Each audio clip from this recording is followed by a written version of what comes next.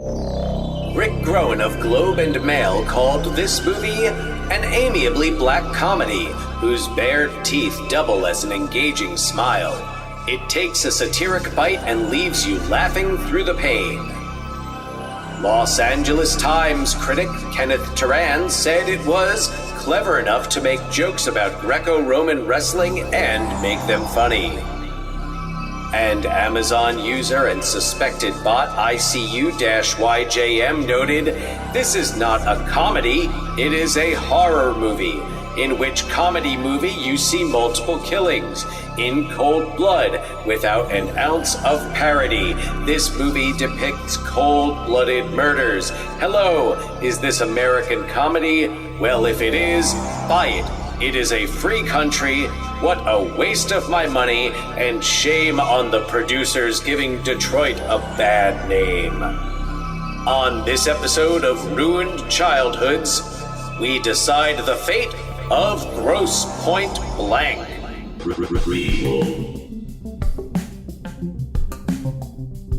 Sequel.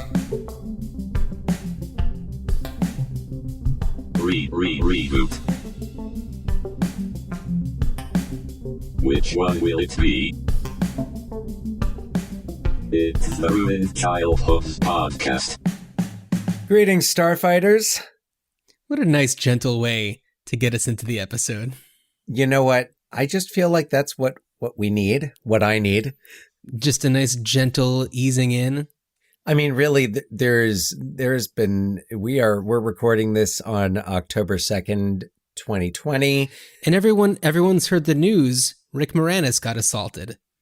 Oh, I mean, and first of all, to preface what's coming next, it is awful when anyone gets assaulted. Absolutely. But anyone. How dare you lay your hands on Rick Moranis? Oh, no, that shit is wrong. No, you stay away from him.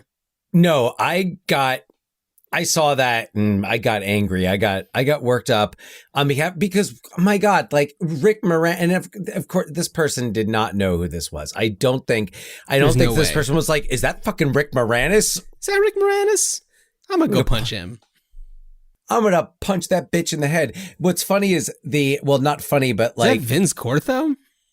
Well, but John, strangely enough, and I know this because I read this on abcnews.com, this was mere, I think, blocks from that building. Yes, because they pointed this out as though it were some, and I don't know. We don't, there's a Ghostbusters movie that, we haven't heard much about. No, I don't think that Rick Moranis was like walking from a secret Ghostbusters location actually on Central Park West and not in a studio. Yeah, no, totally. I mean, like, he just wanted to be close to a friendly establishment, the place where the subject of our next month of movies was blown by a ghost. Well, sorry, in like one of the first music videos I ever remember seeing. So, but yeah, no, I'm sorry. I was just like, maybe Rick Moranis was just over at Tavern on the Green. No, except I think Tavern on the Green is not open. Well, if the movie Mr. Popper's Penguins is a documentary, it was just sold to Mr. Popper, and he just kind of zhuzhed up the place a little bit. But that is a documentary, right? Of course it is. Yeah. Well, it's a nature documentary. So, yeah. So that movie is, we watched it here, I think towards the beginning of lockdown times. That was kind of on heavy rotation because my kid was just feeling it. Days. And it's not bad. It's not a terrible movie. And along the lines of children's movies, I want to mention a bit of news that I read the other day. And of course, we record this several days before it comes out, so this might be old news or you're hearing it for the first time. But it has been reported that there will be a Lion King sequel directed by Barry Jenkins. A live action We're not talking right, like Lion King to Simba's Pride. We're talking Lion King, I guess, version 2, the Continued. Resurrection. Yeah. And The Resurrection. I love that. I love that. The Passion of the Lion King. Barry Jenkins doing it, that's going to be cool. I'm excited. I guess I'm more really interested. Interesting choice. It's a really interesting choice. I mean, I guess here's the thing. So, like, I haven't seen the live action Lion King. It's good. Just because I've seen the Lion King and I really like the animated Lion King. And one of the things I love about the animated Lion King is the animation. And another thing that I love about the Lion King are the performances in that movie. I listened to the songs and I don't think, this is no fault of anyone involved, but I just didn't feel the need to see a cover version of it, basically. Okay. All due respect to the talents involved. And it's so fascinating to be talking about this on this podcast, a podcast about reboots. But what I appreciate about this live action, in quotes, version of the Lion King is that it is a cover essentially, but also you have better racial representation because this does take place in Africa, so it's something to be considered. James Earl Jones remaining in the same role, which is kind of a nice bridge between the two. Also, I mean, the performances in it, and by that I mean the voice performances in it, are really great. You have Donald Glover, you have Beyonce, and also you have Seth Rogen and Billy Eichner doing Timon and Pumbaa, which is really enjoyable. And it's not to say that it is in any way erasing the Ernie Sabella, Nathan Lane characters, but it's kind of just like I like how they did that slightly differently. It's not to say it's clearly not. It's not as good of a movie as the original, but I like it for what it is. Yeah, I guess part of it is just like it hasn't really been of interest in my household. So, I mean, if there was a veterinarian performing surgeries on the animals, then my daughter would be way into it because that is her thing now, is the veterinary shows on Disney Plus. We've talked about that quite a bit. Oh, yes. But now she's like expanded, and I don't recall talking about it on here before. You have. I have. Okay. Yeah. It's a blur. I am, everything is just a blur. I totally get it. You have begun your teaching profession has been kind of kicked back into gear in a major, major way. I get it. It's easy to 95. Whereas like it used to be where the only conversations that I would have like this were when we would be recording our podcast. And like this, I mean, on a computer using a video conferencing platform. And now I don't have many conversations outside of that milieu. So, but I will say it is it's an incredible, good or bad, it is an incredible time to be alive. And I will say this for a few reasons. Within the past few days, I have watched Michael Winslow making songs with his mouth on Instagram Live. And also like Mandy Patinkin shouting at a TV after like the debates and stuff from his armchair. And it's like, what a world we live in. We have wonderful access to these fascinating people. It's so hilarious that you say that, because the other night as I was doing whatever and I get a notification on my phone, Michael Winslow has started a live video. Yeah. And I just thought I feel like I almost screenshotted it and texted you. And I wanted to be like, I want to go back in time and show this to us sitting there watching Police Academy. Yeah. I mean, I've tuned in a few times and it is just enjoy. He just doesn't say anything. Have you watched any of them? I've kind of tuned in for a moment because it's just like, it don't last very long. They don't last very long. He does his thing, does a little song using like looping effects and stuff like that, and then he's done. And it's wonderful. It's his, I mean, I love, like, have you seen his merch store? No. Oh, he's got an awesome merch store. I mean, geez, I guess I blew everyone's birthday surprise just now, but no, because there's stuff that it's like posters of him in different characters, but it's not necessarily like 5 of them are just from the Police Academy movies, but it's like him pretending to play the video games, him in the like kung fu costume, him in the Jimi Hendrix looking Weird. like costume, and then like his Spaceballs character. Weird. His Spaceballs character, which is great. Oh, when he pops up in Spaceballs, I threw Spaceballs on recently. So did I. It's delightful. It comes up every now and again. Of course, God damn it. It's like every time I turn something on that's escapist and I'm just like, oh, good. I'm going to just put this on and just disappear from the real world. And then there's President Scroob lying to people about a crisis. Yep. Don't be ridiculous. As president of Planet Spaceball, I can assure both you and your viewers that there's absolutely no air shortage whatsoever. Yes, of course. I've heard the same rumor myself. Yes, thanks for calling and not reversing the charges. Yes, bye. That's how the character is introduced. And I've often compared Trump to President Scroob more with like the hoarding the Perrier. But I was like, it's even more literal now because he's saying, no, it's fine. Go ahead and breathe. And you know, and he's like, with the can of fresh air. Right. Which which is definitely a GIF I sent around when the air was unsafe to breathe during wildfire times. Yeah. And then it happened again when I watched Batman, the 1989 Tim Burton Batman. Yeah.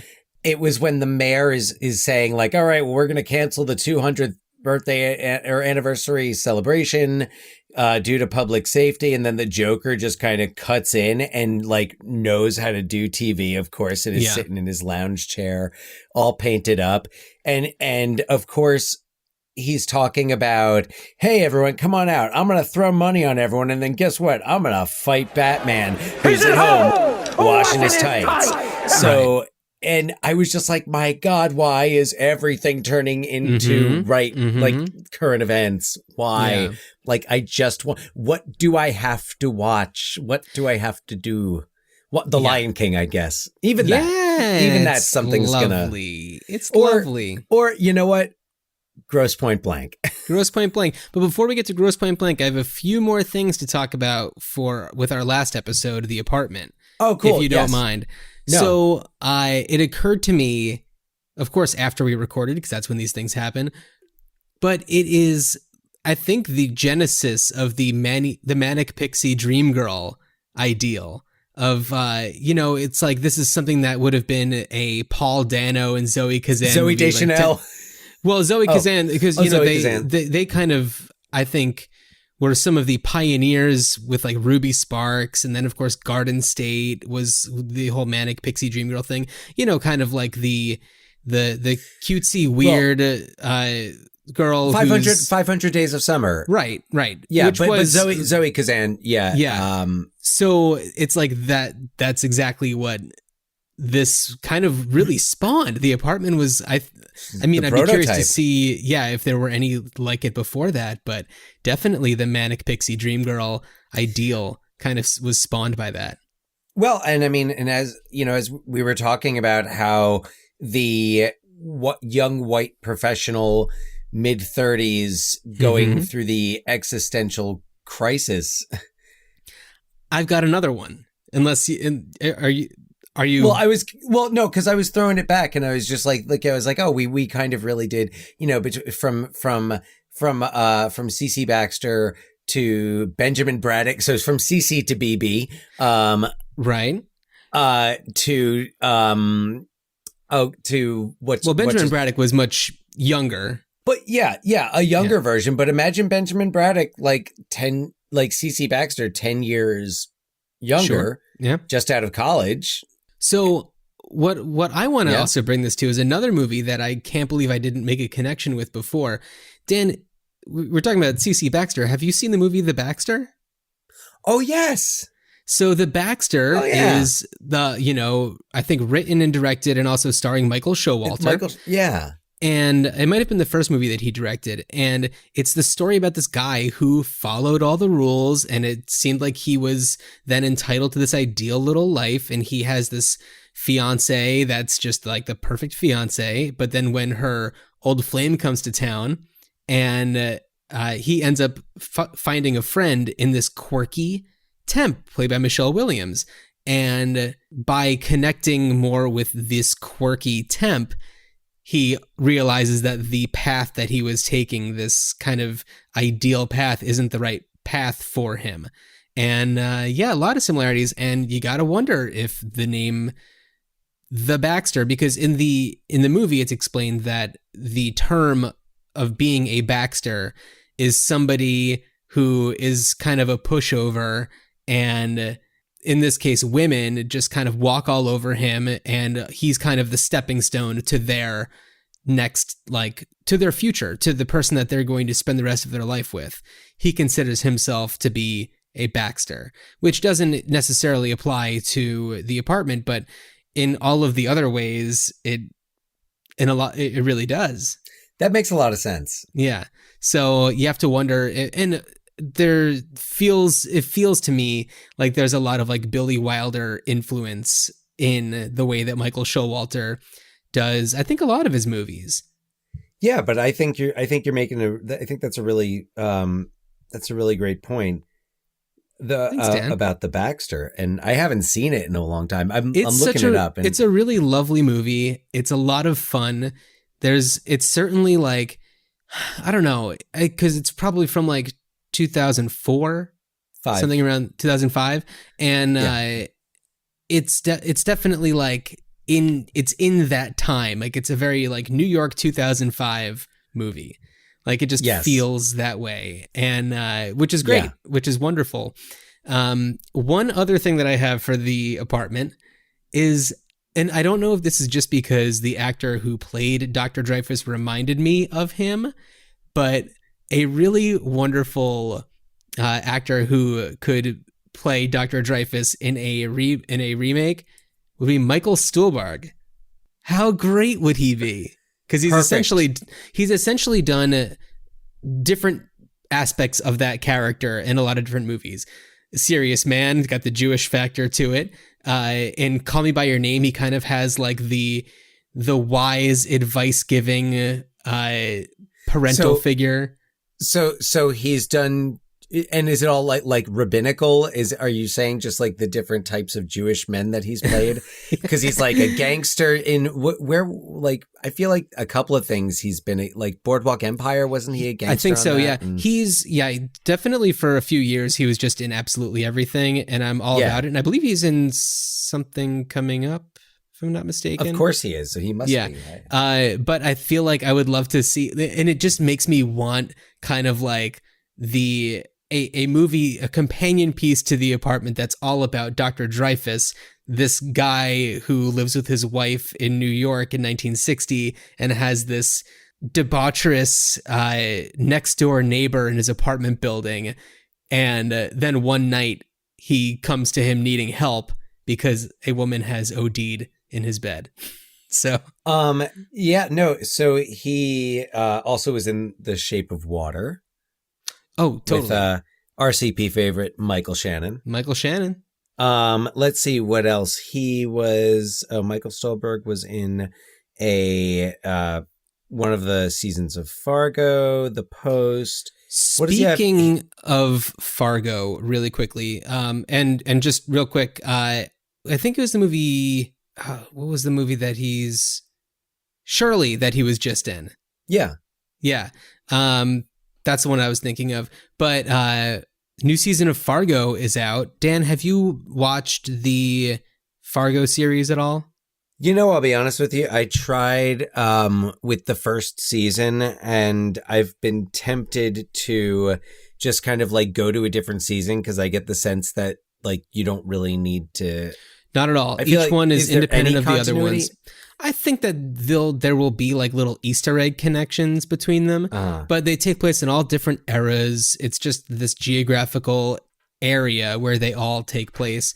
And the new season, the first 2 episodes at the time of this recording have been out, and it is tremendous. It's like I've been watching, intrigued by the trailers. Yeah. yeah, it's just like watching a movie that takes its time.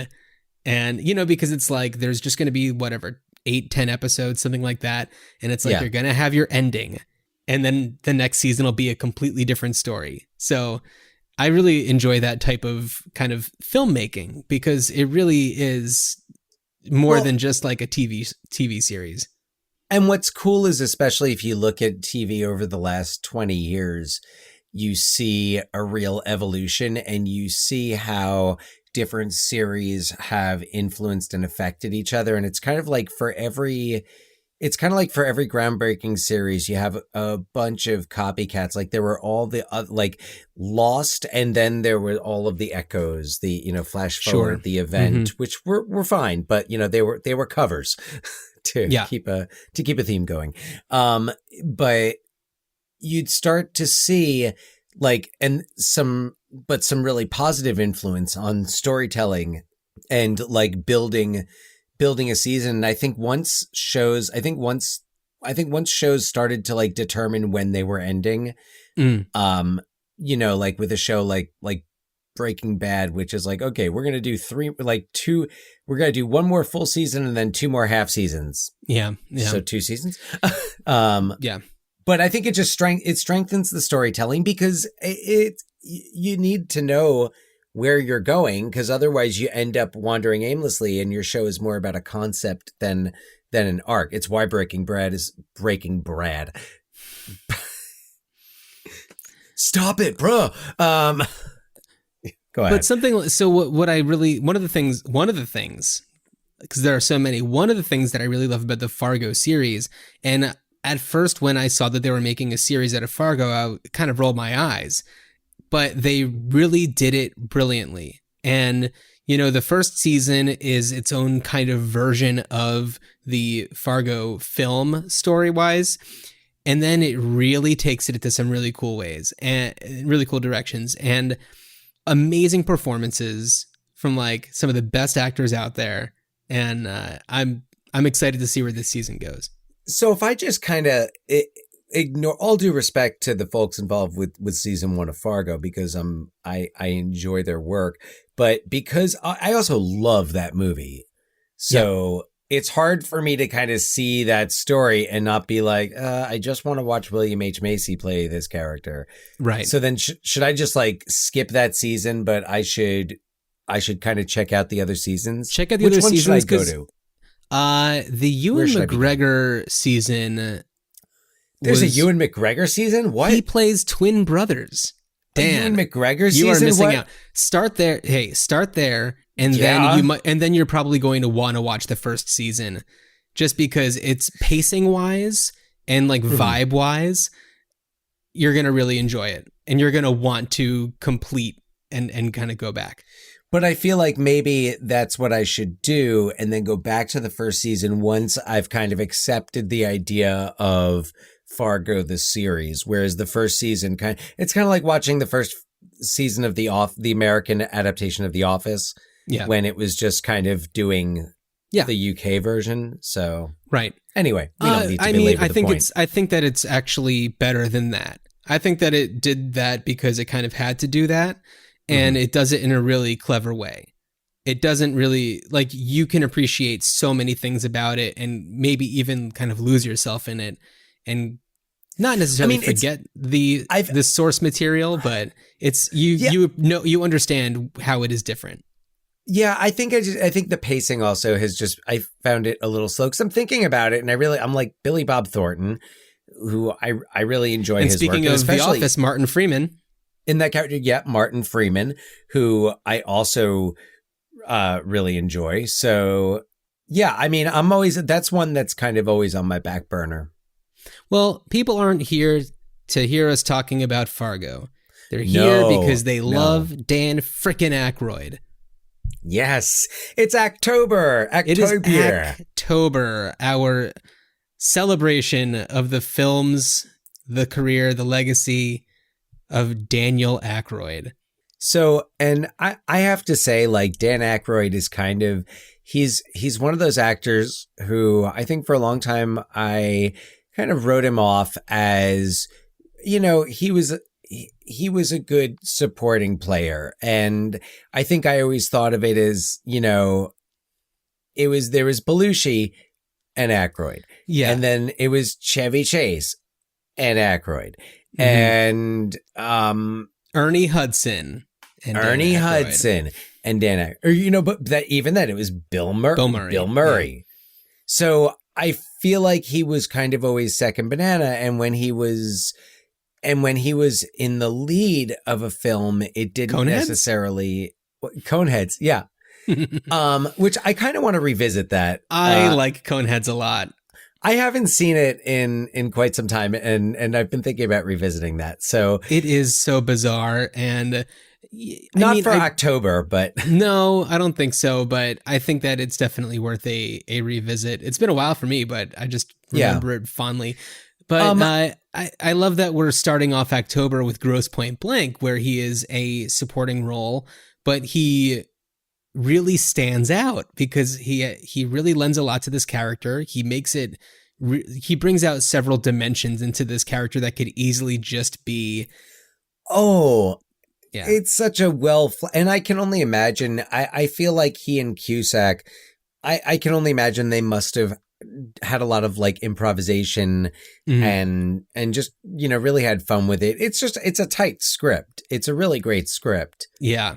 But just to kind of add a little bit more in there as I was, you know, considering the filmography of Dan Aykroyd. And then I think about other things he's been in, like My Fellow Americans with Jack Lemmon and James Garner. Right. Which is a fun movie.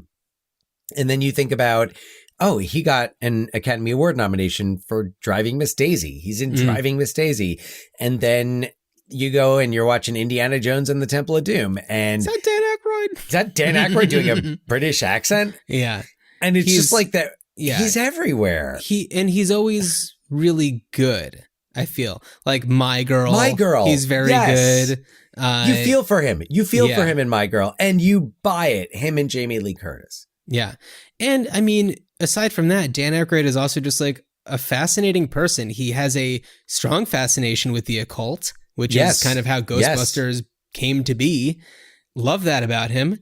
He is a co-owner of the Crystal Head vodka company, which I went out to go get a bottle of to have while we were recording this month of episodes.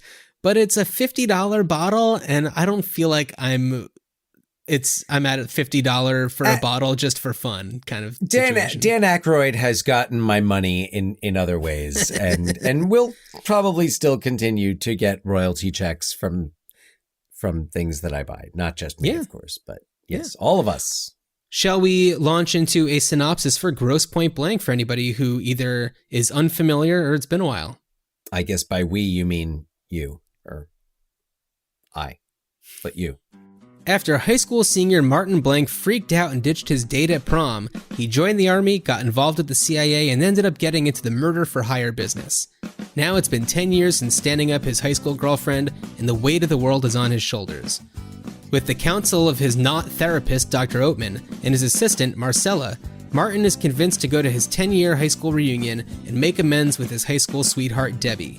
What sweetens the deal for him is that there's a hit out on a guy in his hometown, so he can kill two birds with one stone. Somewhat literally. But Martin isn't the only hitman in town. Grocer, who has been trying to convince Martin to join his assassin union, has a bigger plan in mind. He informed the NSA that Martin is in Grosse Pointe to off someone, and if they catch him in the act, they get to ice Martin.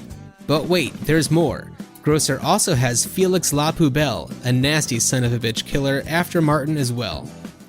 When Martin rolls into town, he finds Debbie at the local radio station where she plays the hits from days past and also takes callers to discuss heady topics like forgiving a long-lost love who suddenly reappears after a decade. Martin also bumps into Paul Spirecki, a close pal from the high school days, who is now in the residential real estate game. But Martin's homecoming isn't all that simple. The spot where his childhood home once stood is now an Ultimart convenience store. Bummer. As Martin takes strolls down memory lane with Paul, Debbie, and various other figures from his past, he becomes aware of the other spooks in town and gets intel from Marcella that they're nothing but trouble and that he should go and do his job and tidy things up. But Martin isn't quite there yet emotionally. He also runs into Grocer, who gives him one more chance to join the union, causing a scene at a quaint little breakfast joint. Debbie agrees to go to the reunion with Martin, despite her hesitations based on her history with making plans with him. Dressed to kill, they make it to the reunion and have a blast. High school buds show off how far they've come in life, giving Martin a glimpse of what things could have been like for him. Simple, maybe even have a family, and not all hope is lost. Maybe he can change. And they do. Martin and Debbie seriously reconnect, if you know what I mean, and are 5 minutes from heading someplace more comfortable when Martin encounters Felix Lapoubelle in the hallways. They have a brutal fight that ends with a pen to the jugular. Debbie catches him and freaks out, alerting Paul to the hallway where Martin is crouched over a corpse. As Paul helps Martin get Lapoubelle wrapped up and down to the school's incinerator, Martin goes into more detail about his current line of work, even though he hadn't been hiding his career from anyone up until that point. They all just thought he was joking, because that's not a thing that people actually do, right? Martin is sure that it's all over with Debbie, so he goes back to his hotel for a well-deserved snooze. The next morning, feeling like he has no more hope of having a normal life, he opens his dossier and discovers that his target is Debbie's father, and if he doesn't swoop in soon, someone else is going to get to him. After Martin rescues Debbie's dad, they rush back to the house where Debbie is nowhere near forgiving Martin. He gives them a gun and has them hide in a bathroom while Martin is involved in a massive shootout, taking the lives of some hitmen, the NSA guys, leaving him face to face with Grocer, who is still trying to get Martin to join the union. It all comes to a head when Martin, who is all out of bullets, manages to off Grocer by smashing his skull with a TV.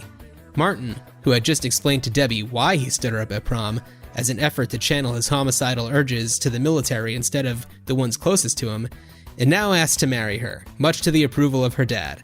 Debbie decides to go with her gut and leave Grosse Pointe with Martin. So, John Cusack is Martin Blank. Debbie is played by Minnie Driver. We have Jeremy Piven as Paul. We have Joan Cusack as Marcella, who's so damn wonderful. Good. And of course, Dan Aykroyd is Grocer. We also have Hank Azaria, and I'm blanking on the other guy's name, who's the NSA agents. So originally, it was Don Cheadle was going to be in that role. Oh, really? I think he wanted too much money. I don't know. Oh, that's funny. But anyway, they're awesome. I mean, Jenna Elfman shows up in there. There's a few other Cusacks who make little appearances. K. Todd Freeman. K. Todd Freeman. Awesome. Yeah. You would know him. You would recognize him from The Dark Knight. He's made some appearances on High Maintenance, The Blacklist. Yeah. Totally. He was in Eraser.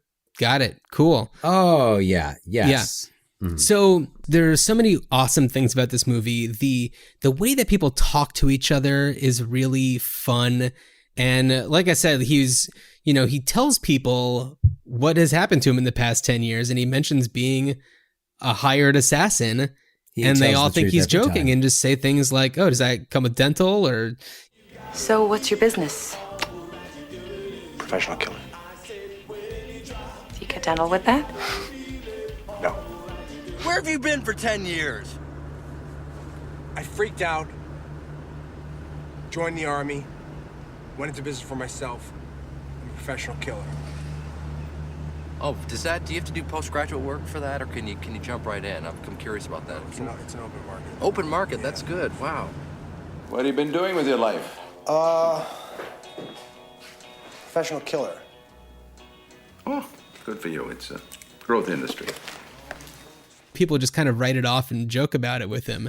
It's so interesting, and this didn't hit me until you were synopsizing, but it continues the kind of that trend of these men at these crossroads in their lives and having existential crises. And Hold up. which Martin does in the middle of the shootout. I forgot to mention Alan Dr. Arkin. Oatman is Alan Arkin. I know. Well, I was going to bring that up because if you look at the cast, that it's so Chicago, Second Right. City. Alan Arkin, one of the original Second City right. cast members. You've got the Cusacks because their other Ann Cusack is in there Cusack as well. There's one more Cusack that shows up in there. Bill Cusack is a waiter. Bill Cusack, come on! You got Cusacks, 4 Cusacks in there. You got Jeremy Piven, who's also from that theater scene. Like I think his parents ran an acting school. Okay. In Chicago. So I mean, Minnie Driver is the outlier. Not local to Chicago, but not quite. And that was quite a year for her. That was the same year as Good Will Hunting. It sure was. Yeah. And she is so good. It just, the chemistry is so natural. What I like about her is that she's super smart. She has this like popular radio show where she's just a total boss, and she's pretty fearless. She's not afraid of like saying what she thinks. She tells him off plenty, but she just has this attraction to him, and you can see it. Well, and it's funny because, it's like when they kiss, he walks back into the booth. He walks into the booth. They're seeing each other for the first time since he stands her up. Yeah. And then they kiss. I read that she improvised that. Oh, yeah. But you're right, because it shows you that even though he's stood her up and vanished on prom night, there is still that something between the two of them, which is kind of what, at the end. And we talked about this because you could put Martin Blank and Benjamin Braddock, into the same club, except that if you compare if you take CeCe Baxter, and Fran, and then you think of Benjamin Braddock and Elaine, and then Martin Blank and Debbie, I'm the most optimistic about their chances, Martin and Debbie, because it's there. Totally. Absolutely. And it's there every time they're together. Yeah. They're great. They're really, really awesome. And so good. Yeah. Minnie Driver. So good. Love Minnie Driver. But yeah, Alan Arkin is so damn funny. Don't kill anyone. I got invited to my 10-year high school reunion. I'm conflicted. I mean, I don't know if I really want to go. It's in Detroit, and I grew up there, but I just honestly don't know what I have in common with those people anymore. Or with anyone, really. I mean, they'll all have husbands and wives and children and houses and dogs, and, they'll have made themselves a part of something, and they can talk about what they do, and what am I going to say? I killed the president of Paraguay with a fork. How have you been? I'm just thinking it'll be depressing. It'll be depressing. Shouldn't you be taking notes or something? I'm not taking notes, Martin, because I'm not your doctor. Please don't start with that stuff again. Martin, I'm emotionally involved with you. How are you emotionally involved with me? I'm afraid of you. You're afraid of me. And that constitutes an emotional involvement, and it would be unethical for me to work with you under those circumstances. Don't you think maybe you're just upset because I told you what I do for a living and you got upset and you're letting it interfere with our dynamic? Whoa. Martin, you didn't tell me what you did for a living. Yes, I did. You didn't tell me what you did for a living for 4 sessions. Then you told me, and I said, I don't want to work with you. And yet you come back every week at the same time. That's a difficulty for me. On top of that, if you've committed a crime or if you're thinking about committing a crime, I have to tell the authorities. I know the law, okay? But I don't want to be withholding. I'm very serious about this process. And I know where you live. Oh, now see, that wasn't a nice thing to say. That wasn't designed to make me feel good. That's a kind of a not too subtle intimidation, and I get filled with anxiety when you talk about something like that. Come on. I was just kidding, all right? The thought never crossed my mind. You did think of it, Martin. You thought of it, and then you said it. And now I'm left with the aftermath of that, thinking I gotta be creative in a really interesting way now, or Martin's gonna blow my brains out. You're holding me hostage here. That's not right. I just want to work, okay? There's some issues that I need to work on in my life.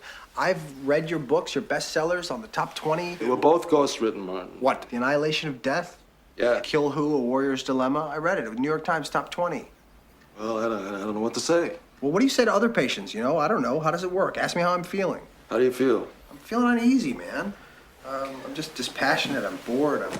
It's hard to stay in a good mood. I've had problems with work, concept execution stuff, and just ill at ease. Well, look, Martin, I don't want to suggest anything that might be uncomfortable for you, but you might just consider the possibility that part of your problem, part of the thing that's making you so miserable is the angst over killing a lot of people. Maybe just put it in the background there. Come on. If I show up at your door, chances are you did something to bring me there. Okay? I don't care about that stuff. You don't care about what stuff? You know, morality. I don't want to talk about work, because I don't think necessarily what a person does for a living reflects who he is. So what do? We talk about dreams, or what's next? What's the score here?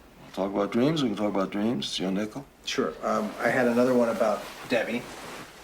That girl you're obsessed with? Don't you think obsessed is a strong word? Recurring dreams of loss and pain for 10 years featuring the same person? Yeah, maybe it's a bit excessive. I had one where I was that television mechanical rabbit. You know, with the battery bunny.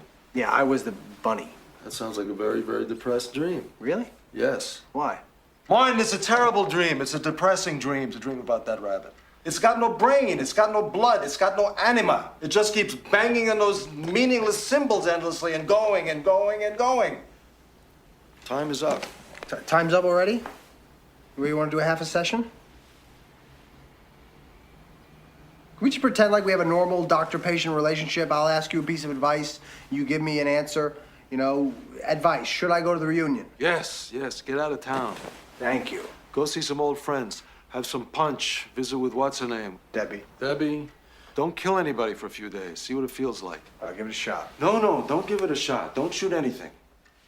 The way, like I said, the way that they talk to her, the way that Martin talks to his old high school teacher outside of the high school, is really fun. And it's just like, you know, they're talking to each other as if they're peers, and I don't know. There's something about the way that they... I want to come back to that. Okay. I want to come back to that.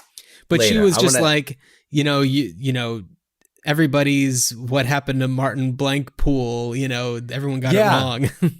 Yeah, it's you know, you beat 20 years or whatever. And, yeah. So it's clearly they were talking about him, and like I said, I want to come back. Okay. Miss Canetta, it's Martin.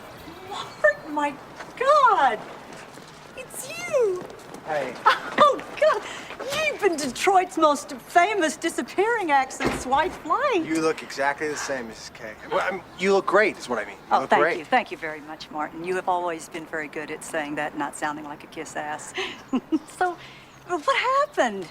I mean, we thought Princeton, Harvard. You fooled us all, and the teachers fooled and went nowhere. I guess you could say I went west, you know, the way of Horatio Alger, Davy Crockett, the Donner Party. Oh, thank you. That's a barrage of imagery. Are you still, you know, inflicting all that horrible Ethan Frome damage? Is that off the curriculum? It's off the curriculum now. Oh, it's a horrible book. It's a very nice tie you have on. Oh, You look like a mortician. I mean... You like it? Yeah, thanks. So You still got that whole Mary Tyler Moore thing. Yeah, thank you. That's enough. All right, good to see you again. Yeah, good to see you. Where are you off to? I'm going home. No, I was just going to talk about Dan Aykroyd for a bit as Grocer. Well, of who's course this we should talk about Dan fast-talking, like weird dude who's just, you know, So the movie begins where Martin Blank is assassinating. Well, he's killing an assassin who's trying to shoot some, I don't know, ambassador, some sort of important person. Yeah. So his job was to kill the guy that's riding the bike who's going to shoot this guy. But little does he know that Grocer is like, you know, at the hotel where he is, and he's just the Gene Parmesan of assassins. Oh my God. So he just like comes out of nowhere and with super loud guns goes bam, bam, bam, bam, bam, and kills the guy anyway. So, you know, Martin Gene Blank, Parmesan. Yeah, so Martin Blank, who's like, you know, very calculated. He's got all the silencers. There's one guy who he's killing, or he's trying to kill with using like a poison down a string while he's sleeping into his mouth. And like, you know, very like calculated. Whereas Grocer is just like, you know, unashamed of how much of a scene he's going to cause. He just gets the job done. And they're just two very, very different sides of the same coin. It's kind of like where Martin is so cautious that Martin is so cautious that the tiniest slip up, it's kind of like everything he always does is always so precise. And then you see he starts to slip, like he hesitates a little bit in while he's setting up the string. Right. So to interpret Poison down the guy, the poison. So whereas with Grocer, his technique is like, well, shit, just go in there, cause such a chaos, such a mess that you could just walk away, and everyone's so busy looking at everything over there. Yeah. No one's watching you go off the other way. It's kind of like in The Godfather, when Michael Corleone shoots Sollozzo and the police chief McCluskey. Right. Mm-hmm. Yeah. I don't know how I remembered that. But just the way that Dan Aykroyd plays his character is really fun and weird. And, he's talking about this medication that he's taking, that he's trying to get Martin to take. And, that's, certainly lending to his character quirks. Actually, in that first scene, after he shoots that guy, the way that he tosses the guns to the side is just like very cartoonish and just very silly. And just all the ways that he talks to him, he keeps on saying like popcorn, like he's just got these quirks. No. Yeah. I love that line. Yeah, popcorn. The scene when they're on the phone and then he pulls up, and when they get out of the car and they're both just so jittery because at any moment they're both ready for one to shoot the other. But they're both putting their hands out to shake hands, but their other hand is like really close to a gun underneath their jackets. Like, and they have a friendly relationship, but yet they are at any second expecting the other to shoot. Martin, where are you? Budapest. Ah, city of cathedrals. Yeah, I see you right there on the bridge of the Danube, kid. I kind of like to talk to you, Well, why don't you email me? Kind of like a, one-on-one, kind of a face-to-face type of thing, Do it personally? Yeah, I'd love to see, you know what I mean, kid? Let's do it. How you doing, kid? How are you? Good. Good. Hey, mental telepathy, astral projection, Here you are. Right. What do you want? Kid, I'm putting together a little concern, which would enable those of us in our rarefied profession to avoid embarrassing overlaps. What, like a union? Yeah, more like a club. Work less, make more. That's a great idea, but thank you, no. No. Remember Burma? Yeah, I do. That nut General Quang. You were like a colonel in that army or something, right? Yeah. He sold you all those tanks and shipped them to Alabama? T-34s, I took a bath on that. Yeah, that was fun. That's what I'm talking about, kid. We could be working together again, for God's sake. Making big money, killing important people. I want to structure an arrangement where you get, shares, original shares in the ground floor. And you would be the president of this organization, or maybe just a father figure to me. Hey, if you want a father, I'll give you a spanking. Yeah, forget about it. Look, the employers are getting us a lot cheaper because there's so many more of us. Well, after the Berlin thing, what can you do? Soviet bloc collapse. The market's flooded. Okay, that's what I'm looking at. I'm looking at consolidated bargaining, okay? Mm-hmm. Look, I don't want to play against you. This thing is real. How real? Maranga brothers, them East German ex-Stasi guys. Oh, I don't like those guys. Them butch Filipino ladies. The little, the dwarf maid, the... Stabbers. Queens at a hotel hit, You got a great crew. Everybody's in. Yeah, well, not me, so don't paw at me with your dirty little guild. All right, well, life's full of second chances. And here's chance 2 for you. You think about coming in with me. You ponder, okay? I'll think about it. Because either way, I'm gonna get you, kid. Yeah, get what? Get back. Hey, bing, bing, bing, bing, bang, popcorn. Yeah, whatever. It works in this movie. This movie has an energy to it. Well, the whole thing with the dog, the whole thing where he iced the dog, Boudreaux. Right. And I'm trying to remember exactly what the deal was, but Martin was out on an assignment and there was a dog that got into some crossfire. Or like explosives or something like that. Oh, that's right. There was some sort of explosive thing. Oh yeah. The dog fetched the explosive. Yeah. Yeah. So that was kind of like a dark cloud that was following Martin. I think that it was but if you're under the protection of my union, then that's not going to be such an issue for you anymore. Right. Yeah. But if he unionizes, then he can't be with Marcella anymore. And man, do I love a good John and Joan Cusack pairing. And she is so funny and weird. When she's trashing the office at the end, it's just like hitting a computer with a hammer. It's like, what do you even You know who she kind of reminds me of in this? When she keeps saying sir and sir, like Marcy from Peanuts. Oh. Who always calls Peppermint Patty sir. That's really funny. So But I love the part on the phone when she's like on the one line with the like talking about like a shipment of ammunition, and then she's talking to someone else about like marinating a chicken. Yeah, and she's got the same tone going back and forth. Oh, it's so good. Amelia, wait, hold on a second. Pacific Trident Global, Janice. Yeah, no, where the fuck is it? I ordered 3 days ago.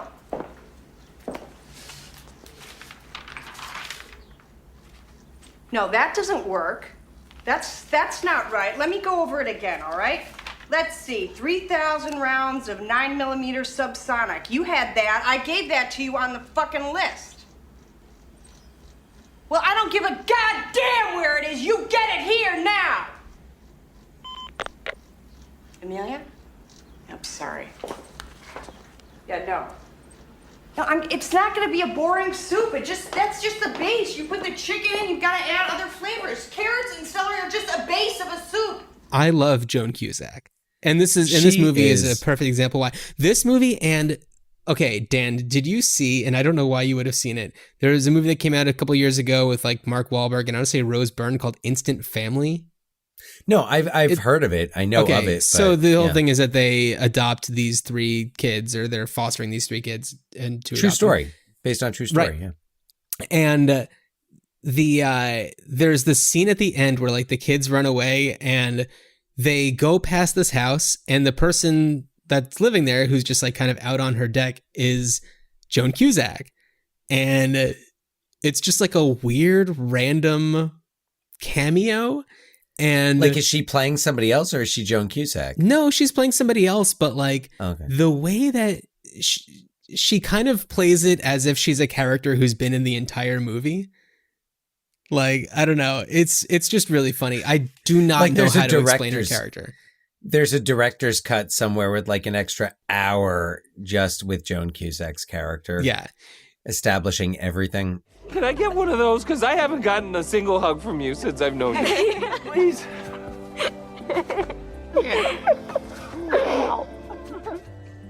Hi. I don't know the whole context of everything, but I'm just wondering if I can just get in on that hug a little bit. We're good. Thank you. Thank you so much. We're good. Thank you. Sorry, that was just wrong. Yeah, I just do that. You guys hug.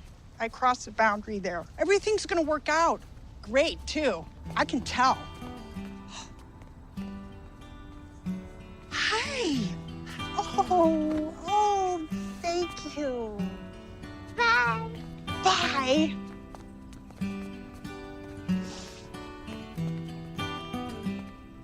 Are you with them? Do you know those guys? Yeah. Why? Do you guys want to come in? I made a pie. No, yes. Thank you. Karen? It's pie. You know I love pie. Great. Yeah, I have so many feelings. It's just kind of one of these characters who's just like, I don't know who any of these people are, who are like the main people in the movie. I don't know who they are, but they have all of a sudden entered my life and I want to be part of this story. That's kind of her vibe. It's like, oh yeah, I want to be part of what's going on here now.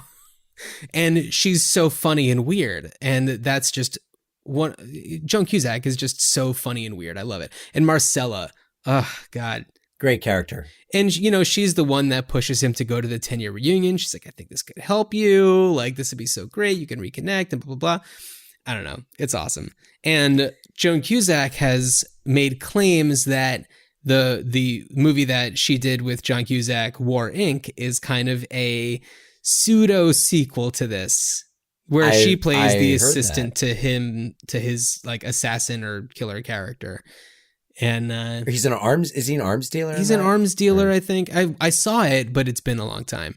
But yeah, I'm intrigued. I hadn't seen it, but I'm intrigued. I was thinking of rewatching it after I read that, and I was like, I don't remember liking it. So it feels very dark. I just don't really remember. If anybody does, write to us, ruinchildhoodspod@gmail.com. Yeah. So Grosse Pointe Blank is, it's the music in it is awesome.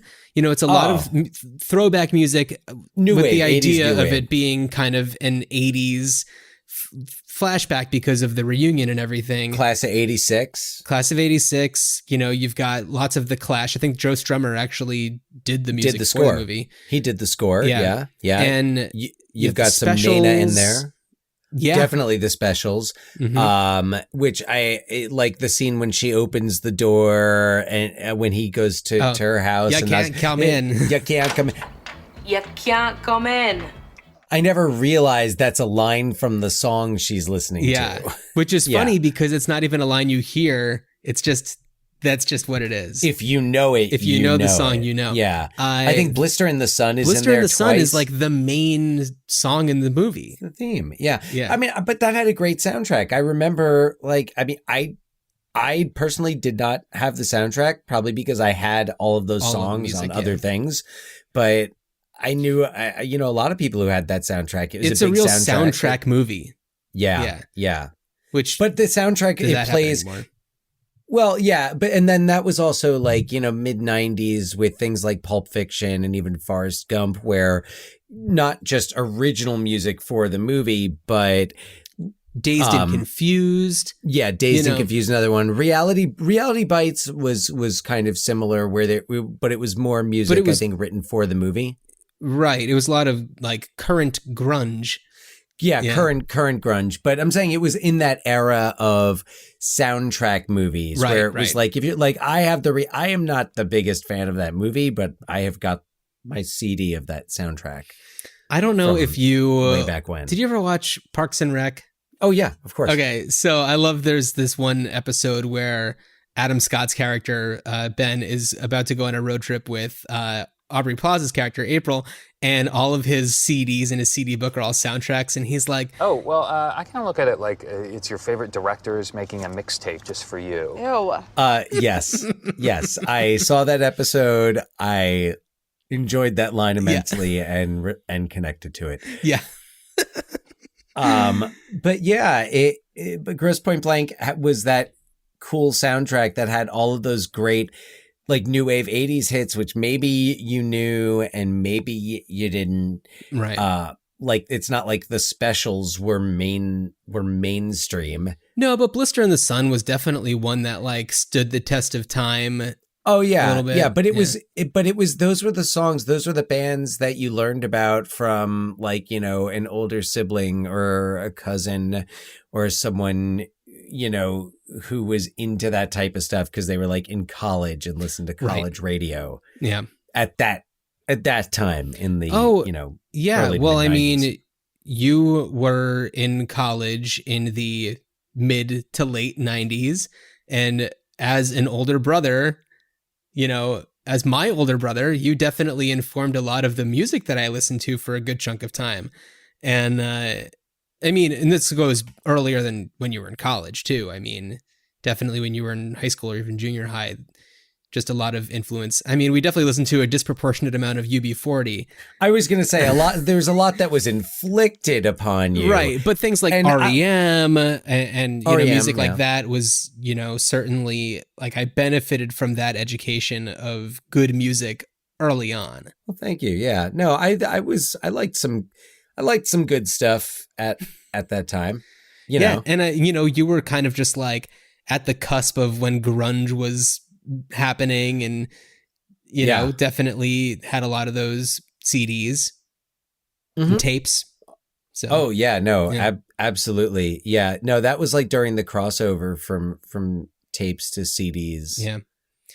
And even before that, there was definitely a lot of like Duran Duran and NXS playing in our house and stuff like that. So it's like, I was exposed to that pretty early on, and for the better. I had a lot of singles. Yeah, Dan was an early adopter to the Gin Blossoms. Well, I saw the Gin Blossoms in concert. They opened for UB40 at the Garden State Arts Center back when it was called the Garden State Arts Center. Is it still the PNC Bank Arts Center? I am not sure what it is now. The Arts Center in Holmdel, New Jersey. Holmdel? Yes. Yeah. In Holmdel, although just a quick funny story about it because we don't often talk about music. You mentioned REM. Actually, we were all, you, me, and our other brother Scott were all at the same REM concert, but all in different groups at the Arts Center. Oh, was it on the Up tour? I think I was with Scott. Yes. It was were you with, no, I didn't think you were with Scott. I think we had were like you up 8th really row tickets. Close? Yeah. Then maybe you were with Scott. Okay. I was at that same concert, but I was not on the lawn. But okay. Like further back in the seats. It was still an awesome concert. I've seen REM 3 times. Space Hog probably opened. The best. Space Hog opened. Yes. Yeah, in the meantime. We caught the tail end of Space Hog's set. Space Hog was great. Yeah. This was right after I graduated from college. So, and I was there with just a bunch of college friends. And I remember he made, this was the most like chatty Michael Stipe was in the 3 times that I saw REM. He was very chatty. He was making all these comments about Cheesequake because of Cheesequake National Park. And he was like, what is that? And I'm fascinated by it. And yeah. That was fun. You know who else was at that show? Ben Lee. He was sitting by us. Oh, yeah. I think I remember you mentioning that. Yeah. It was a great show. Because Scott, who, first got into Ben Lee, we were looking over and we're all just like, is that Ben Lee? And sure enough, it totally was. And I think I confirmed it with him on Twitter recently. Ben Lee, meaning. And great show all around. Great show. Yeah. But we're not here to talk about REM concerts. REM is not on they're not on the soundtrack. From 99? Yeah, that was 99. Wow, I can't believe I got the year right. That's a real Dan move. No, and it's a real Dan move. I remember they played The Great Beyond, and something that I've actually been thinking about asking Mike Mills on Twitter is I feel like I remember them saying that they had just written it, or it was like the first time they were playing it live. So I don't know if I'm remembering that correctly. I'm going to go ahead and plug another podcast for a moment. Dan, have you listened? I don't know if I've talked to you about this. Have you listened to the podcast Song Exploder? Oh, yes. Yeah. Have you listened to the Try Not to Breathe episode? No, not yet. You it is must. On my you list. must. Well, now there's a show on Netflix. Is there Song really? Exploder, and REM has an episode. Love it. So yeah. Cool. Do you remember? REM. So we remember where we all were at this 1999 REM show. Do you remember how you first saw Grosse Pointe Blank? Absolutely. Saw it in the theater at the Rialto in Westfield, and it was in the upstairs, the stadium seating theater. Yes. Awesome.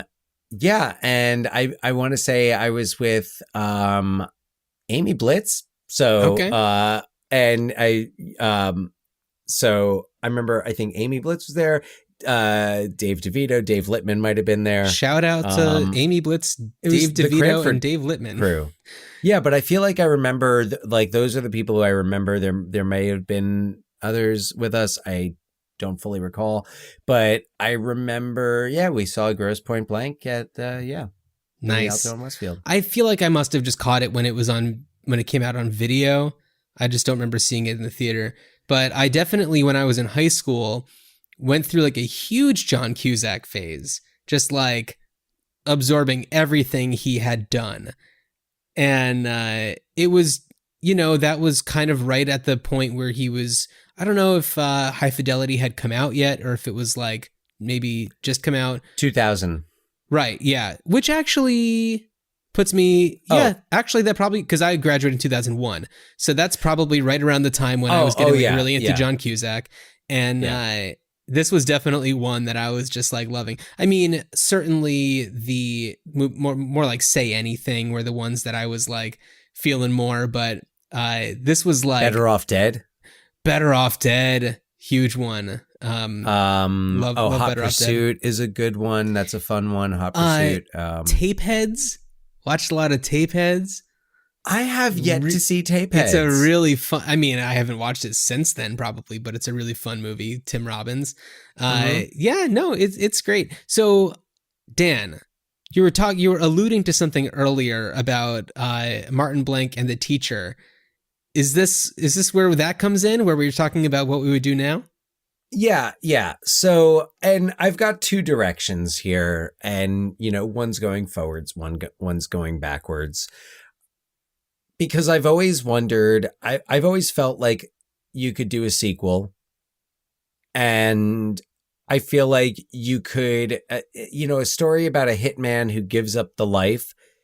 I think there's always a chance to come back to that. And even though it's kind of, not really that outside of the box, but thinking, they're living somewhere, Martin and Debbie, and they've got a family, and they're living somewhere under assumed identities. And then, someone getting back at him for something in the past. Maybe it's Boudreaux. Maybe it could because Felix Martin took. So that's kind of that's still unresolved at the end of this.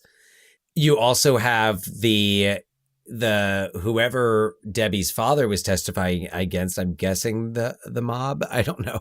Was he testifying? I remember that he was. Yeah. I don't remember exactly why he had the hit out on him. He was testifying. I think he was a government witness. I thought that he was like getting into bad business. Well, maybe he got into bad business and was coming clean. That was he cut a deal. Yeah.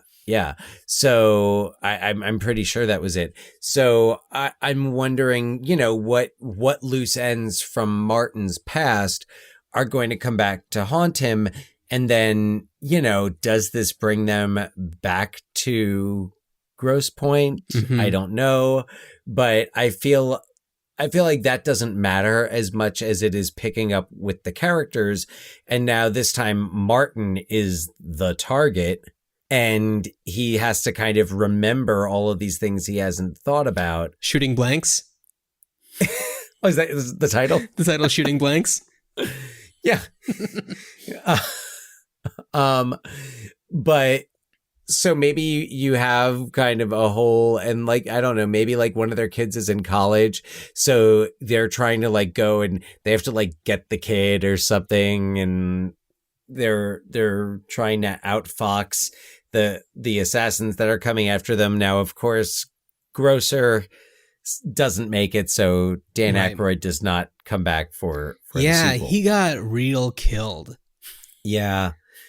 No way around that one. And then the other thing that I was thinking was a prequel. I think it would be interesting.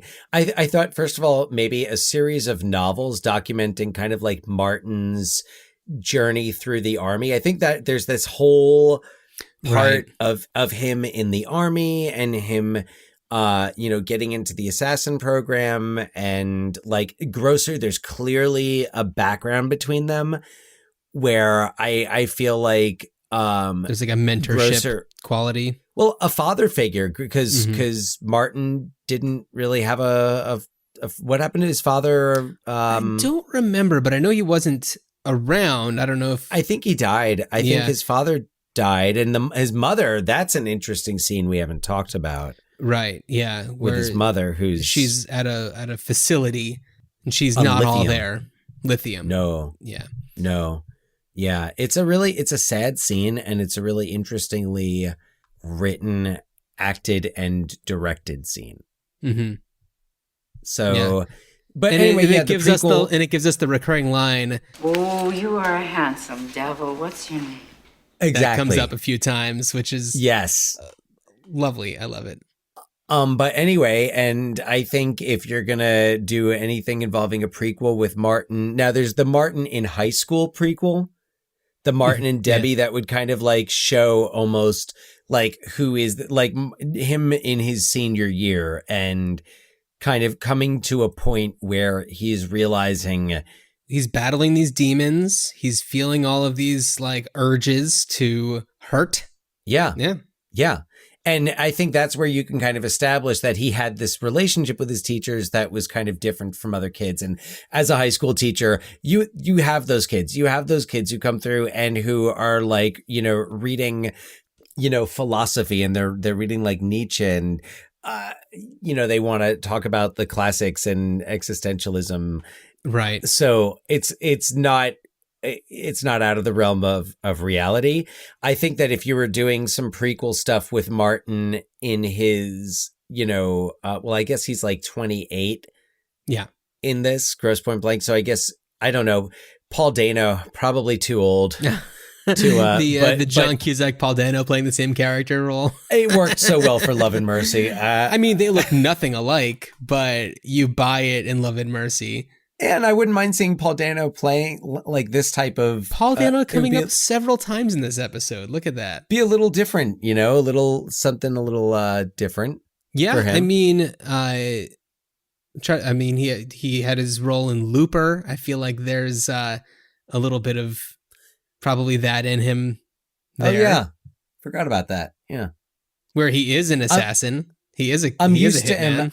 I'm so used to him in like doing the indie, like you said, the Paul Dano, Zoe Kazan, or like I think of him in There Will Be Blood. Oh yeah, totally. So, you know, there's just some, but I think that, you know, there's kind of less and less you can do. But I think if John Cusack and Minnie Driver were game, I would love to see something with them returning. Yeah, aside from Love and Mercy, I see that latter day John Cusack movies.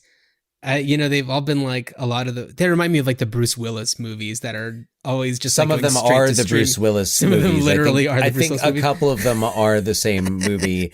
So yeah, it's just a lot of these where it's just like some weird random action movie that's on a streaming service that you're just like, is that John Cusack? Like, it's just kind of weird the way that it's going. Aside from Love and Mercy, which was a fantastic performance. But I don't think he doesn't seem to care that much about it. Like, he seems much more concerned with, I don't want to say politics. It's kind of more like human rights, but he's a big Bernie Sanders supporter, and he's been very vocal. He was out there in Chicago during some of the protests earlier in the summer. And, he posted a video of cops like yelling at him, threatening him. So respect. They did not realize that he is a skilled kickboxer. Yeah, or that he'll say anything. So Dan, I have a different idea for where this property could go. So we see him give as a parting gift a large chunk of cash to Marcella. I want to know what she's going to do with that money. And I'm thinking that she's going to go into her own murder for hire business. I want to see the Marcella as a hit woman movie.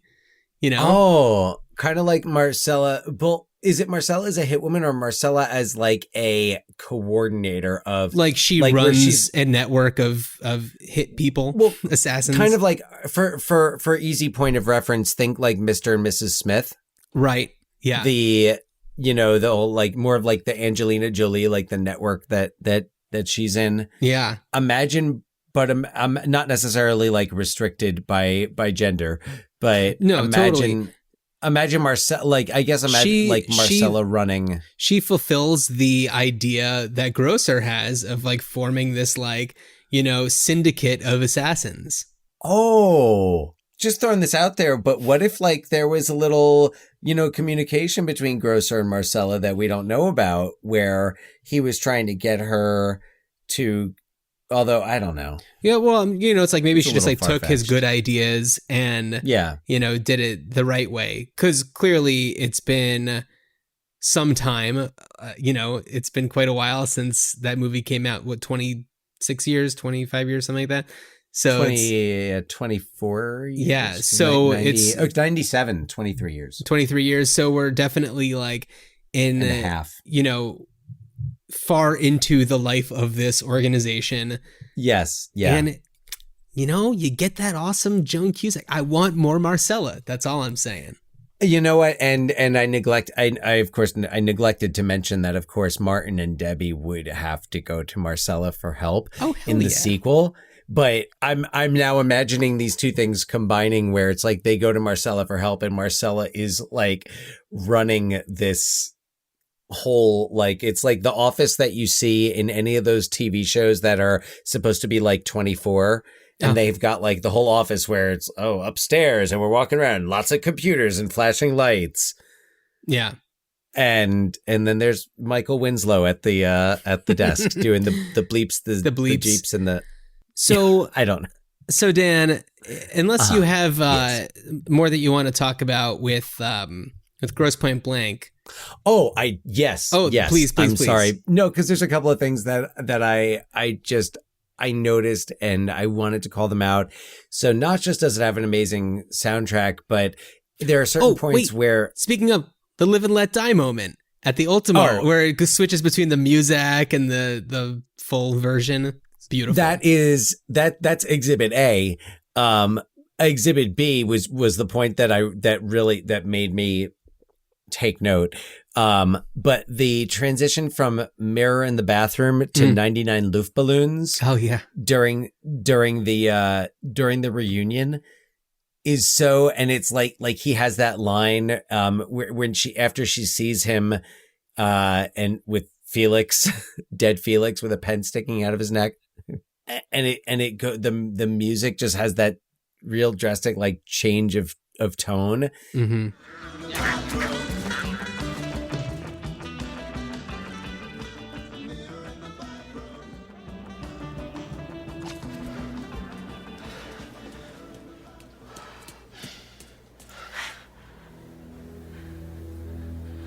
It's not me.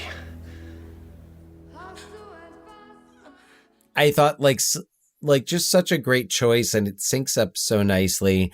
I thought that was great. I also thought it was fascinating that there was actually a line about like the government intentionally polluting the water in Michigan. Oh, mm-hmm. Yeah. I was like, oh, wow. Okay. And of course I need to point out my favorite line, the actor or the athlete martial artist who played Felix La Poubelle, who doesn't have a lot of dialogue, but he's like notable for his appearance in it. But one of his few lines is when he tries to go into the reunion and the woman sitting at the table is checking everybody in and he just needs a fake name. And he just like looks at all the name tags that are sitting there and he goes, and his accent, it is I, Sidney Feldman. It is I, Sidney whatever. Feldman. Yeah. Her name is what? Like Irene, some like hyphenated name. She's wonderful too. Oh, the little, and the, whatever between her and Debbie was, or who's the one that there was like real tension between one of them and Debbie. Was it Jenny Slater? Hi, Jenny Slater. No, it was. Hi, Jenny Slater. Hi, Jenny. Hey, Jenny Slater. Good for you too. Hey, Jenny Slater. Hey, Jenny Slater. It's really good. Hey, Jenny Slater. Paul Spiricki. Paul. Yeah. Oh boy. Oh man. Jeremy Piven is also really great in this. We didn't talk about that. Piven, he's awesome in this. Years. Well, that's one of the first quotes that comes to mind when you mentioned this. Like I mentioned to my buddy Ray that we were doing this. It's like the first thing. That, 10 years.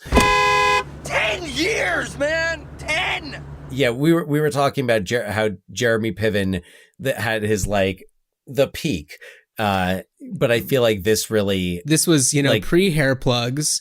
There's movies like this and One Crazy Summer, other like John Cusack collabs where it's just was he in one? He's one of like the what do the preps. The bad guys. Yeah, he's one of the preps. Yeah. He's one of the preps in that. PCU was right before Mm-hmm. this. Yeah. But his part in this, and he feels so authentic, and you just buy him as like that guy who just really wanted, like, he wants to be the guy with the BMW dealership. Yeah. Yeah. Yeah. Even though no one wants to actually be that guy. No, that guy sucks. Yeah. No. Oh, except for when he takes out his poem and starts. Oh my God. That's an insane out of nowhere scene. And I love it. And I'm going to play it right now. These are my words. It's a poem? See, that's the problem. Express yourself, Bob. Go for it. When I feel quiet. When I feel blue. You know, I think that is terrific, what you have right there. And wasn't that wonderful? Want to do some blow? No, I don't. Piven is so like, or his character, I should say, is so incredibly coked up. I don't know if I ever noticed exactly how coked up, but when he's just but the fact that he's kind of always on something, like he smokes a joint on the way to the right, the real estate With the guy, the security guard. Yeah, the home security guy. He's kind of weird. Well, yeah, he's the guy who I was watching it and I was like, oh, he's a proud boy now. Yeah. Mm-hmm. Yeah. Totally. But Jeremy Piven, just kind of how he pulls Martin back in to that friendship and is there for him when he needs him. I mean, he helps him dispose of a body. Without question. A hesitation at all. Nope. Where's our boy? Where's our boy? Yeah. I always thought that line was so funny, but so genuine as I just want to be involved with something.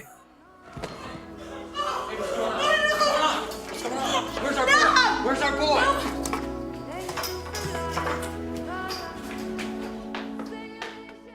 Hey, it's the first exciting thing to happen in that town in, for who knows how long. I know, right? Yeah. So, Dan, John? have I got a game for you? This is a throwback pop quiz hot shot. So, as we've discussed before, Dan Aykroyd is the owner of Crystal Head Vodka. But you also probably know many other celebrities have their names and positions on the boards of booze. So I'm going to name a series of boozes, and I'm going to give you 4 options for each one, and you're going to tell me who is the celebrity behind the booze. I have a question while you're reading things. This is not an open book test. I cannot jot them down. Okay. I have to can you jot them down? I will. No. I don't think I'll need to. I will repeat them if you need to. Go ahead. I'm going to start this one off in a way that I feel is pretty easy. Aviation Gin. Your options are Hugh Jackman, Jake Gyllenhaal, Ryan Reynolds, and Steve Buscemi. I'm pretty sure it's Ryan Reynolds. You are but correct. I don't know. I am correct. Okay. Yeah. Aviation Gin, Portland's own Aviation Gin, owned by the twisted mind of Ryan Reynolds. Canada's own Ryan Reynolds. Yeah, and I hear it's actually really dang good. Oh. If you're a gin person, try Aviation Gin. You know what? I've had it at bars. I've definitely gotten it in some cocktails. Villa One Tequila. Your options are Todd Phillips, Nick Jonas, Stephen Baldwin, or John Bon Jovi. Todd Phillips, Nick Jonas, Stephen Baldwin, or John Bon Jovi with Villa One Tequila. I think I'm between 2 right now. I'm Just going go to with go your Nick gut. Jonas. You say Nick Jonas? I'm going with Nick Jonas. You're correct. All right, 2 for 2. Because I'm Stephen Baldwin's Born Again, so I don't think he goes near tequila. Or am I wrong? And about there's that? gonna be some of these in here that are if you know just that much about these people, then you'll know it can't be that person. Okay, Mulholland Distilling, and this is I think whiskey, gin, and vodka. David Lynch, Justin Theroux, Walton Goggins, or Regina King. David Lynch, Justin Theroux, Walton Goggins, or Regina King for Mulholland Distilling. I'm between 2 again. Just go with your gut, man. I'm going to go I'm going to remind you, there are no stakes. I'm going to go with Walton Goggins. You are correct. 3 for 3. Wow. Shit. Walton Goggins, and I hear it's actually I hear that the product is actually pretty good. All right, here we go. Maison No. 9 French Riviera Rosé. Your options are John Legend, Christopher Reed of Kid and Play, Post Malone, or David Schwimmer. Again, your options are John Legend, Christopher Reed of Kid and Play, Post Malone, or David Schwimmer for Maison No. 9 French Riviera Rosé. For some reason, I want to say it's Schwimmer. Ooh, Dan, it's Post Malone. I knew I shouldn't have gone swimming. Okay, this one's going to have a bit of a theme to it. We got King Street Vodka, and your options are Kate Upton, Kate Hudson, Kate Winslet, or Kate Beckinsale. Again, your options are Kate Upton, Kate Hudson, Kate Winslet, and Kate Beckinsale for King Street Vodka. Beckinsale? Kate Hudson. Oh. You started off so strong. You got, the only American, the only Yank. Okay, you're doing okay. You've got you got a full count. You got 3 balls and 2 strikes. You're not going to get out. I've got a bunch more. So this one is another. I got another theme to my options here. So Aveline Wines. Your options: Cameron Diaz, Lucy Liu, Drew Barrymore, or Charlie's Angels director Mick G. That's Cameron Diaz, Lucy Liu, Drew Barrymore, or Mick G for Aveline Wines. Aveline Wines, Lucy Liu? Cameron Diaz. Okay. Oh. Okay. You're at 50% right now. You are failing this course. So the next is a Brazilian spirit called Cuca Fresca. And your options are Mark, Prince Marky D. Morales, Jay-Z, Dr. Dre, or Snoop Dogg. Again, your options are Prince Marky D, Jay-Z, Dr. Dre, or Snoop D-O-double-G. I'm going to go with the D-O-double-G. And you would be correct. All right. Getting back there. I'm pretty sure Mark Morales is dead. No, he's still alive. Oh, okay. Yeah. Oh, he's the one who's still alive. He's the one it's the human beatbox who is unfortunately passed into the other realm. Been a while since Disorderlies. It has been. Snoop Dogg also has his name attached to a lovely wine, and there's an interview that's one of Laura's, my wife, one of her favorite interviews ever. I'll have her send it to you. Please do. So our next is a mezcal tequila combo called Santo. And your options are one of these pairs of people: Will Smith and DJ Jazzy Jeff, Bryan Cranston and Dean Norris, Sammy Hagar and Adam Levine, or Jimmy Fallon and Elijah Wood. Your options again: Will Smith and DJ Jazzy Jeff, Bryan Cranston and Dean Norris of Breaking Bad, Sammy Hagar and Adam Levine, and Jimmy Fallon and Elijah Wood for Santo Mezquila. I'm going to go with Hagar and Levine on this, just because I know Hagar has his own tequila, so... This is correct. He also has another Santo partnership. Sammy Hagar and Guy Fieri have a partnership with the Santo Mezquila brand. I think there's maybe just a tequila. Not sure. But yes, the Cabo Wabo tequila was Sammy Hagar's. Yes. Okay, we've got 2 more. I've already lost count of where you are, but I think that you're pretty much 50-50. Well, I was 50-50, but then I got the last 2 right. Yes, that's true. I think I was 3 and I think now I'm ahead. 5 and 3. Yeah, that sounds about right. Okay, we got 2 more. This could either make it for you or it could tie it for you. Dos Hombres Mezcal. Bryan Cranston and Aaron Paul, Giovanni Ribisi and Beck, Missy Elliott and Aziz Ansari, or Jeff Goldblum and Jack Johnson. Again, your options are Bryan Cranston and Aaron Paul, Giovanni Ribisi and Beck, Missy Elliott and Aziz Ansari, and Jeff Goldblum and Jack Johnson for Dos Hombres Mezcal. He's thinking, everybody. I'm going to go with Bryan Cranston and Aaron Paul. You are correct. So you will have won the game, seeing as how it is impossible now for you to either tie or lose, but we have one more bonus question. Heaven's Door Straight Rye Whiskey. Is it Axl Rose, Bob Dylan, Eric Clapton, or Wyclef Jean? All people who have played or wrote the song Knocking on Heaven's Door. Your guess is Axl Rose? Yeah. It is Bob Dylan with Heaven's Door Straight Rye Whiskey. Ah, fuck. Oh, boy. I was very confident of that response. I don't know why, because I was just like, I could see, you know what, and all due respect to Axl Rose, but I could see him naming his whiskey for a song that he famously covered, but didn't write. That's why I included him, because it's like, I could totally see him doing that.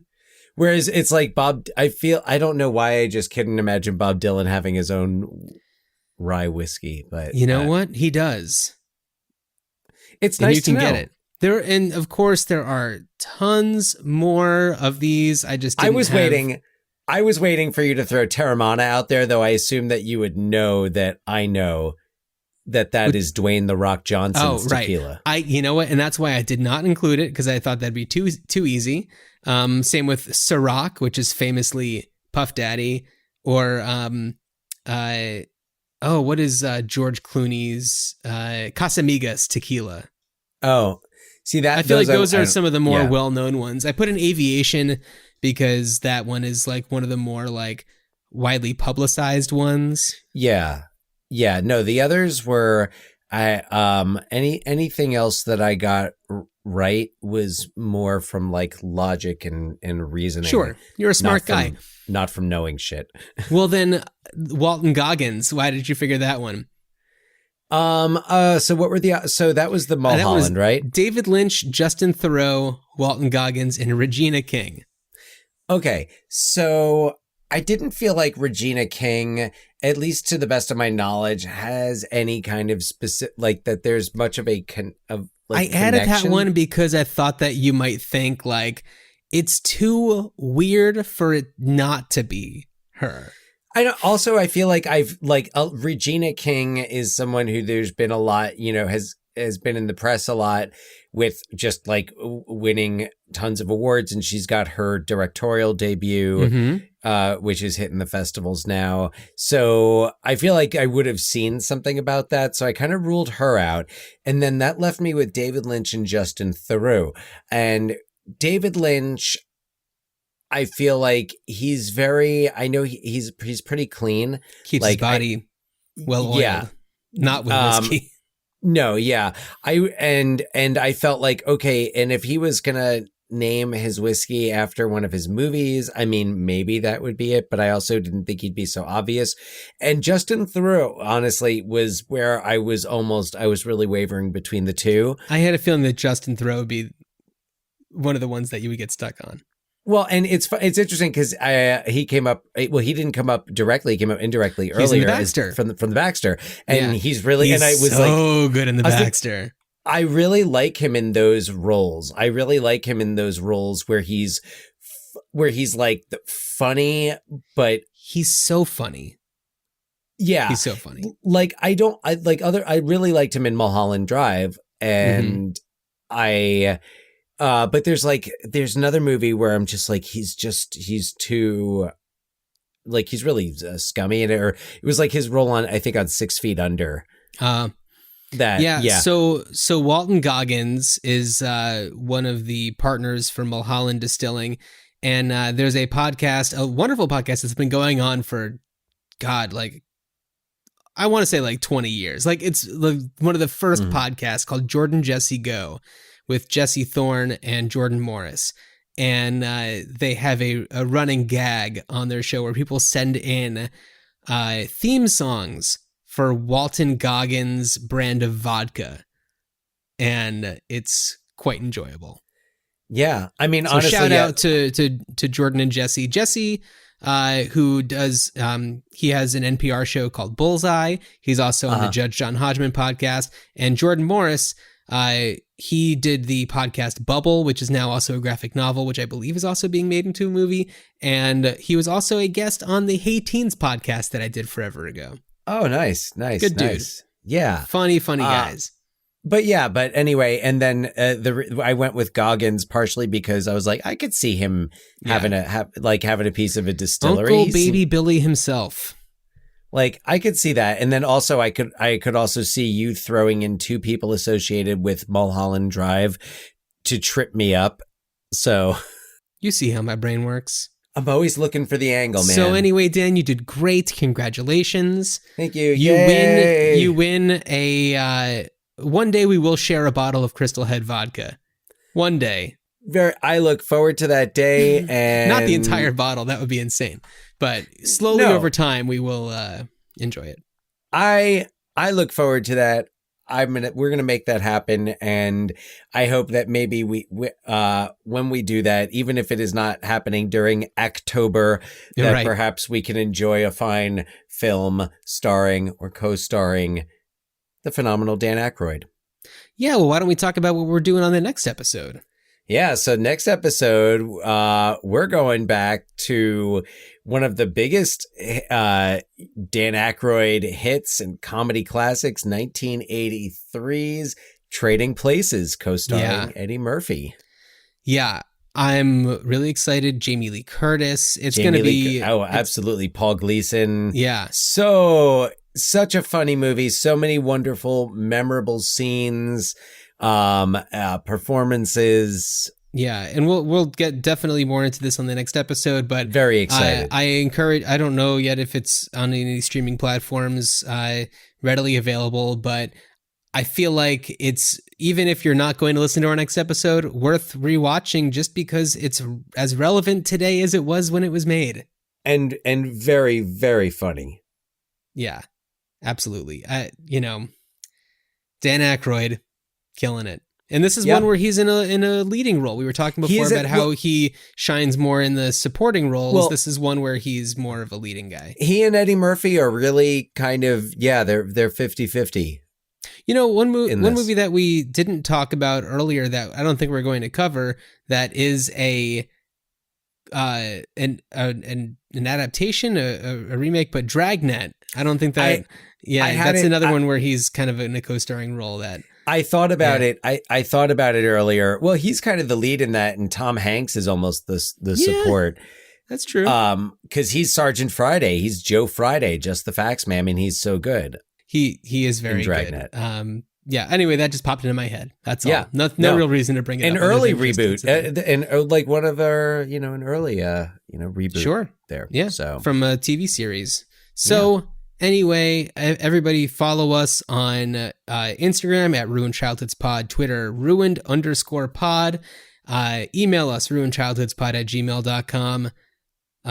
This is so much fun. I love October.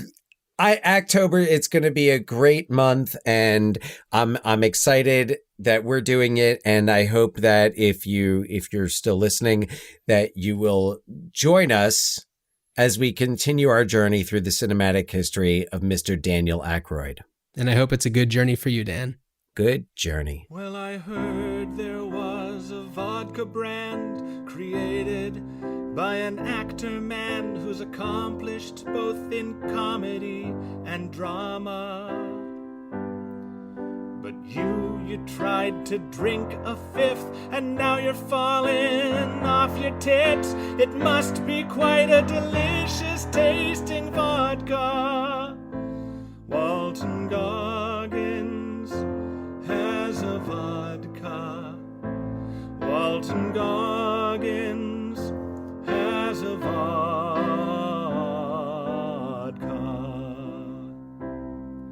You bet it's strong, more than 80 proof. You better stay the hell off the roof. I'm afraid you'll fall and suffer major trauma. I'll tie you to a kitchen chair till you sober up. I'll leave you there until your lips no longer smell like vodka. Walton Goggins has a vodka. Walton Goggins has a vodka.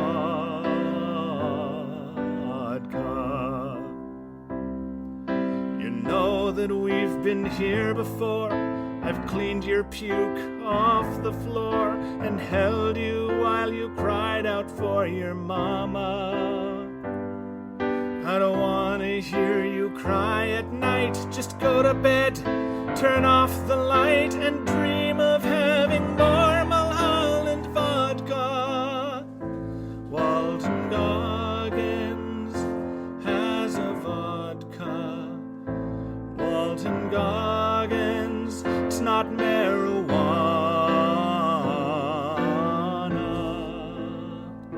Walton Goggins.